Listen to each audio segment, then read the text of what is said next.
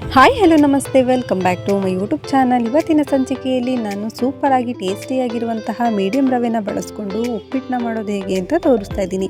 ಹಾಗಿದ್ರೆ ಬನ್ನಿ ಉಪ್ಪಿಟ್ಟನ್ನ ಮಾಡೋದು ಹೇಗೆ ಅಂತ ನೋಡೋಣ. ಅದಕ್ಕಿಂತ ಮುಂಚೆ ನಮ್ಮ ಚಾನಲ್ನ ಸಬ್ಸ್ಕ್ರೈಬ್ ಆಗಿಲ್ಲ ಅಂದರೆ ದಯವಿಟ್ಟು ಸಬ್ಸ್ಕ್ರೈಬ್ ಮಾಡ್ಕೊಳ್ಳಿ.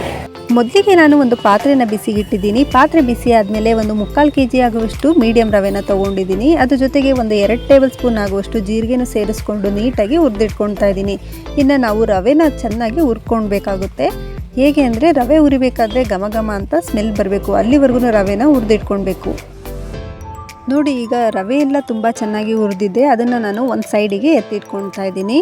ಇನ್ನು ಒಂದು ಪಾತ್ರೆನ ಬಿಸಿಗಿಟ್ಟು ಅದಕ್ಕೆ ಒಂದು 5ರಿಂದ 6 ಟೇಬಲ್ ಸ್ಪೂನ್ ಆಗುವಷ್ಟು ಎಣ್ಣೆನ ಸಹ ಸೇರಿಸ್ಕೊಳ್ತಾ ಇದ್ದೀನಿ. ಅದಕ್ಕೆ 1 ಟೇಬಲ್ ಸ್ಪೂನ್ ಆಗುವಷ್ಟು ಸಾಸಿವೆ, 2 ಟೇಬಲ್ ಸ್ಪೂನ್ ಆಗುವಷ್ಟು ಕಡಲೆಬೇಳೆ ಹಾಗೂ 1 ಟೇಬಲ್ ಸ್ಪೂನ್ ಆಗುವಷ್ಟು ಉದ್ದಿನಬೇಳೆನ ಸೇರಿಸ್ಕೊಂಡು ನೀಟಾಗಿ ಫ್ರೈ ಮಾಡ್ಕೊಳ್ತಾ ಇದ್ದೀನಿ.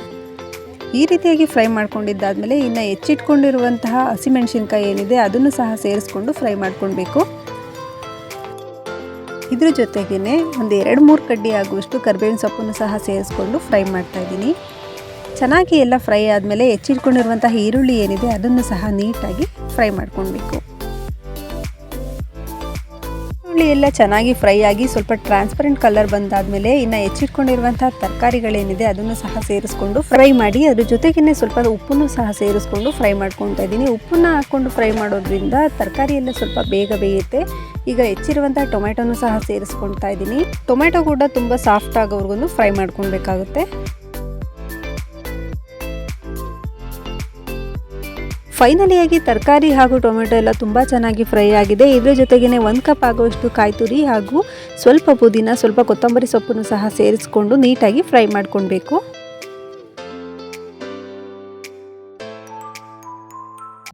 ಎಲ್ಲ ಚೆನ್ನಾಗಿ ಫ್ರೈ ಮಾಡ್ಕೊಂಡಿದ್ದಾದಮೇಲೆ ಈಗ ನಾವು ಉಪ್ಪಿಟ್ಟಿನ ಅಳತೆಗೆ ಅಂದರೆ ಉದುರುವಾಗಿ ಬರೋಕ್ಕೆ ಎಷ್ಟು ನೀರು ಬೇಕೋ 3/4 kg ರವೆಗೆ ಅಷ್ಟನ್ನು ನಾನು ನೀರನ್ನು ಸೇರಿಸ್ಕೊಳ್ತಾ ಇದ್ದೀನಿ. ಅಕಸ್ಮಾತ್ ನೀವು ತೆಳುವಾಗಿರಬೇಕು ಉಪ್ಪಿಟ್ಟು ಅಂದರೆ ಸ್ವಲ್ಪ ನೀರನ್ನು ಜಾಸ್ತಿನೇ ಸೇರಿಸ್ಕೊಳ್ಬೋದು. ಅದ್ರ ಜೊತೆಗೇ ಸ್ವಲ್ಪ ಉಪ್ಪನ್ನು ಸಹ ಸೇರಿಸ್ಕೊಂಡು ನೀಟಾಗಿ 1 ಕುದಿ ಆಗೋಷ್ಟು ಕುದಿ ಬರೆಸ್ಕೊಳ್ಬೇಕು. ನೋಡಿ, ನೀರೆಲ್ಲ ತುಂಬ ಚೆನ್ನಾಗಿ ಕುದೀತಾ ಇದೆ. ಈಗ ನಾನು ಸ್ವಲ್ಪನೇ ರವೆನ ಸೇರಿಸ್ಕೊಂಡು ನಿಧಾನವಾಗಿ ಈ ರೀತಿಯಾಗಿ ತಿರುಗಿಸ್ಕೊಳ್ತಾ ಇದ್ದೀನಿ. ರವೆನೂ ಅಷ್ಟೇ ನಿಧಾನವಾಗಿಯೇ ಸೇರಿಸ್ಕೊಳ್ಬೇಕಾಗುತ್ತೆ. ರವೆನೆಲ್ಲ ನೀಟಾಗಿ ಸೇರಿಸ್ಕೊಂಡಿದ್ದಾದಮೇಲೆ ಈಗ ಕ್ಲೀನಾಗಿ ಒಂದ್ಸರಿ ಮಿಕ್ಸ್ ಮಾಡ್ಕೊಳ್ಳೋಣ. ಈ ರೀತಿಯಾಗಿ ಮಿಕ್ಸ್ ಮಾಡ್ಕೊಂಡಿದ್ದಾದಮೇಲೆ ಒಂದು ಸ್ವಲ್ಪ ಹೊತ್ತು ಪ್ಲೇಟನ್ನು ಸಹ ಮುಚ್ಚಬೇಕಾಗುತ್ತೆ. ಯಾಕೆಂದರೆ ಸ್ವಲ್ಪ ರವೆ ಎಲ್ಲ ನೀಟಾಗಿ ಆ ಹಬೆನಲ್ಲೇ ಚೆನ್ನಾಗಿ ಹರಳುತ್ತೆ. ಹಾಗಾಗಿನೇ ಒಂದು ಪ್ಲೇಟನ್ನು ಸಹ ಮುಚ್ಚಿದ್ದೀನಿ.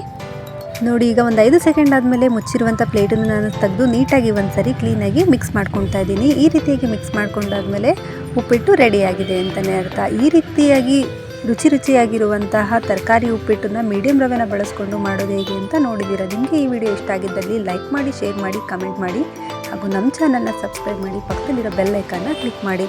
ಮತ್ತೆ ಸಿಗೋಣ ಮುಂದಿನ ವಿಡಿಯೋದಲ್ಲಿ. Thank you for watching.